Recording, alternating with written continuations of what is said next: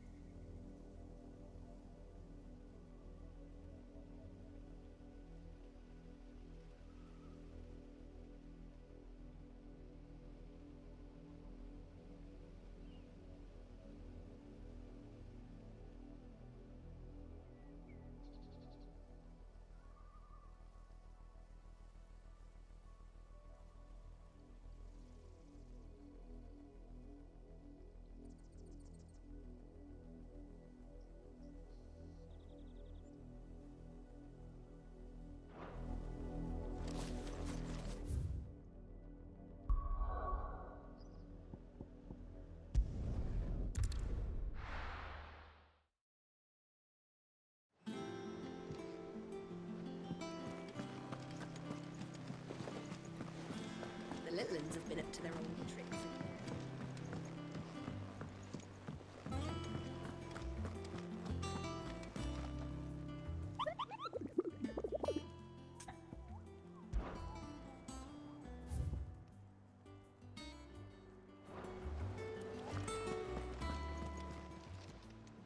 How may I help you today, Clive? Is everything we've received and everything promised all yours?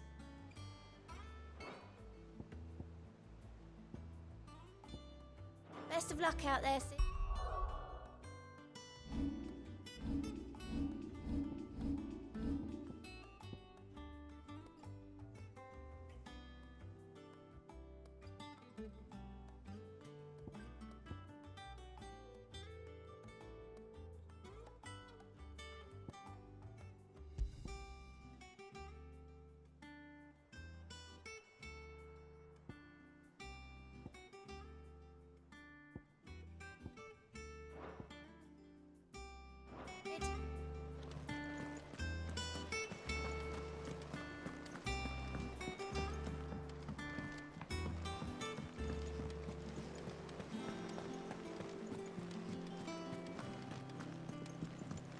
Jill looked white as a sheet.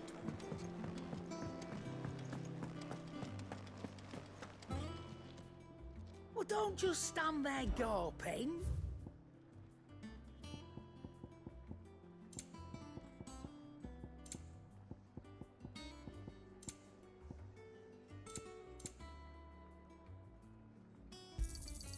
You're rubbing me blind, you know. You'll not find a better price than that.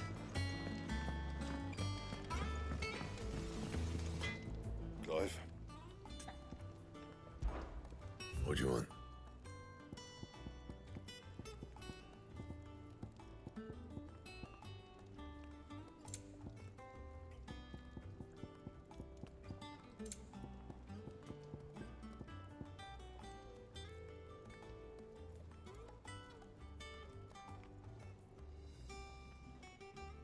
And how am I meant to do that then?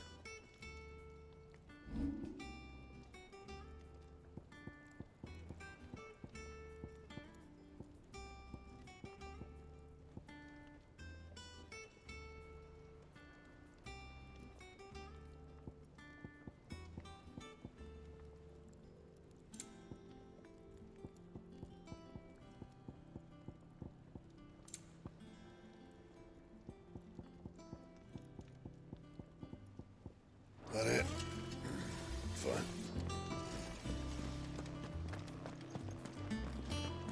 Ooh, I can't wait to see what Mid's going to build us this time.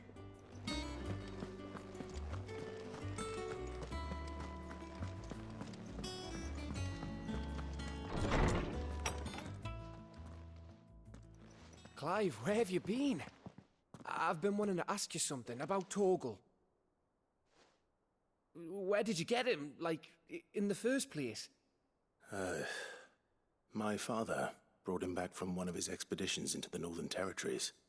They were crossing a snowfield when they heard his cries, and seeing no sign of his pack, they took him in. What do you reckon, Tomes? It certainly adds weight to the theory. Clive, I believe that Torgal may be no mere hound, but a rare frostwolf, an animal native to the far northern reaches of Valisthea. In one of our oldest bestiaries, I found reference to a frostwolf who served as guardian to an ancient queen of the north. Such was his mastery over ether, he could cast magics on command. His name was Fenrir. Fenrir the Frostwolf. Now, the annals do not state it explicitly, but I have reason to believe this queen was a dominant of Shiva, a girl from the Northern Territories and her faithful hound. One awakens as the dominant of Shiva, and the other... You're saying that Jill granted Torgal his powers? What? Just like Fenrir. People called him my hound, but Torgal and Jill were inseparable. He grew up as a faithful companion to the dominant of Shiva, and years later, his powers awakened, just when his master needed him the most. You're right. If it weren't for Torgal blasting those bastards to Kingdom Come, Jill would have been for it. Quite. Though Torgal's power is his own, his latent birthright as a Frostwolf, it had only to be unlocked. Oh, get you, Torgal.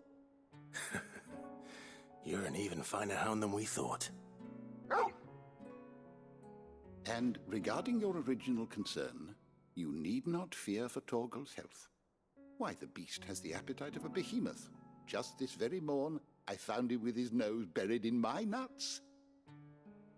There you are!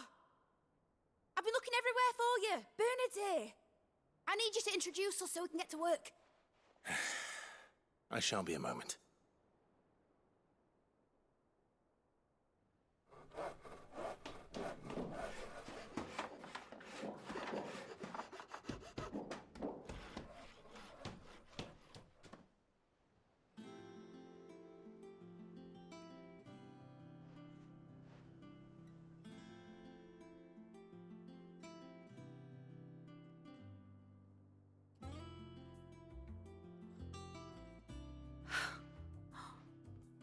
Isn't it brilliant?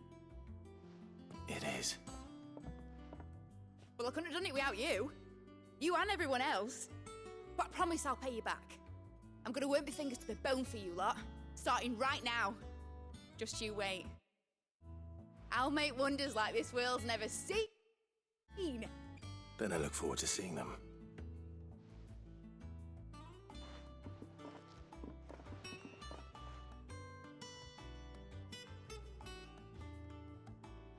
Now that that's settled, I wonder if Vivian's made any progress tracking down Kupka. Thanks for letting me do this, Clive. I'll pay you back, I promise.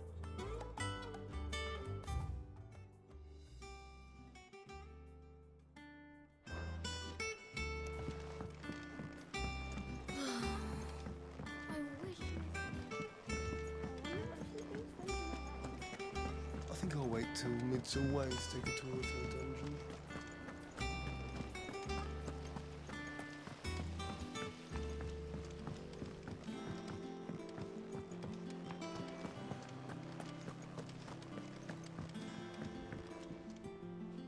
How goes the hunt for Kupka? Largely in circles. We have myriad sightings of strange soldiers in unexpected places, but nothing definitive as yet. If only we knew for certain by what route he left Rosalith. Well, keep at it. If anyone can piece this puzzle together, it's you. And I'm willing to wait as long as it takes.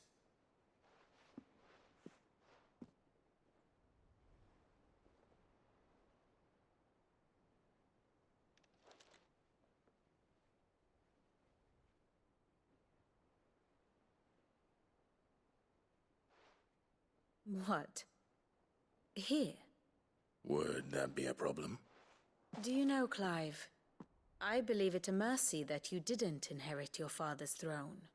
Your poor people would surely live in fear of you. You have nothing to worry about on that front. I won't be claiming his crown. That is a relief. Clive, have you got a minute? We, have a guest. A guest?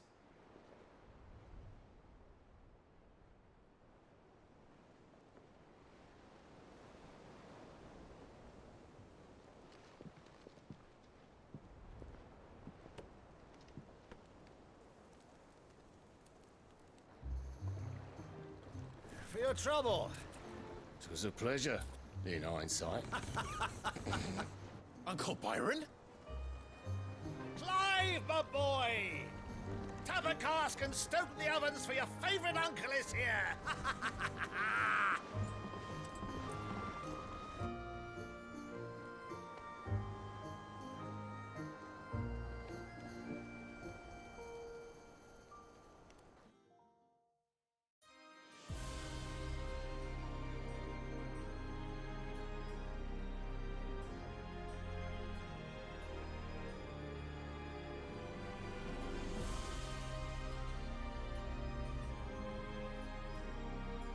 Dalmekian government sues for peace. How shall we respond? If they're willing to accept their fault in the matter, I see no reason to refuse them. Still, we must insist on substantial reparations. Twinside stores are not as bottomless as reported. Aye, and we have many more mouths to feed. We shall just have to have the Dalmecs empty their treasuries for us.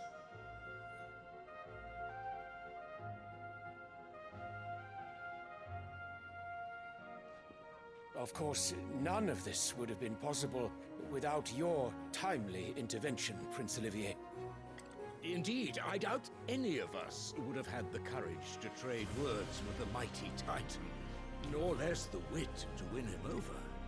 The Empire owes you a great debt. May the blessing of the crystals go with you, Your Highness. May the blessing of the crystals go with you.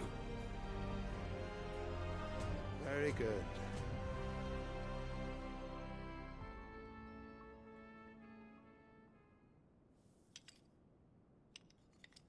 Now, let us come to the question of precisely when the Dalmecs will withdraw their troops. Dion's fire could rid us of them in mere moments.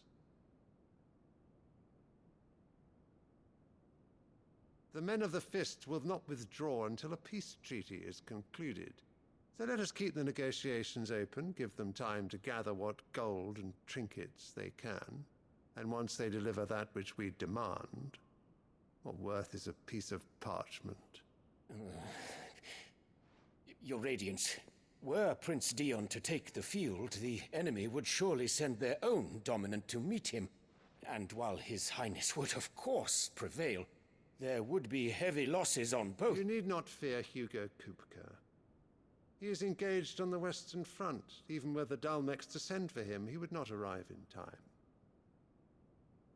As much as I would enjoy witnessing a clash between Bahamut and Titan, it is not to be.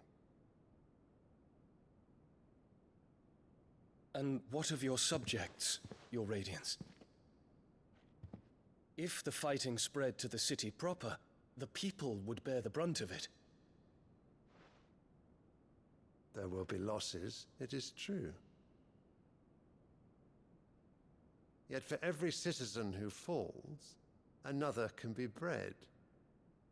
For every home that burns, another can be built. The Empire will live on.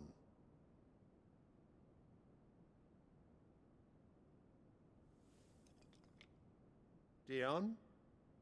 Yes, sire.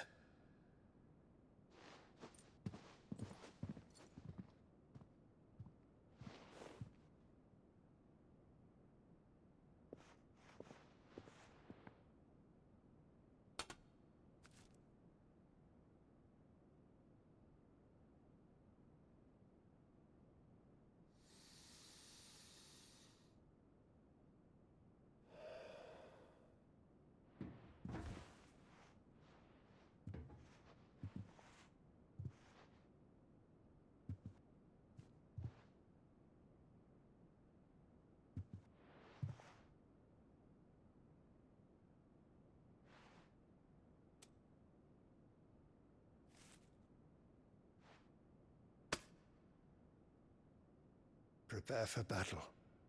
But sire... Do not make me repeat myself. Return to your camp and await my orders.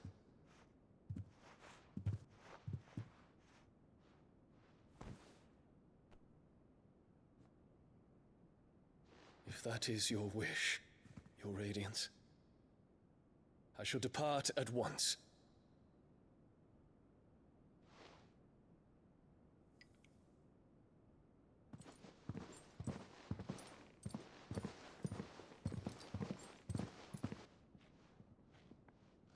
May Gregor forgive you.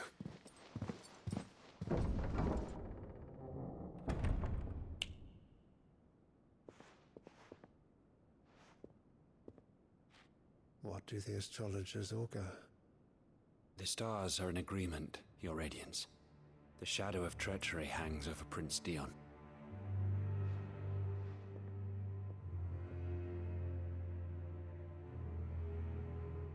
Annabella's tales were true.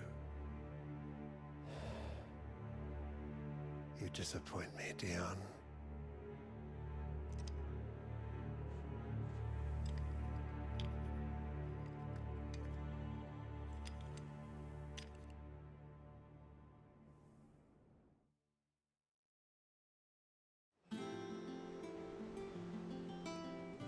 What on earth is Uncle Byron doing here?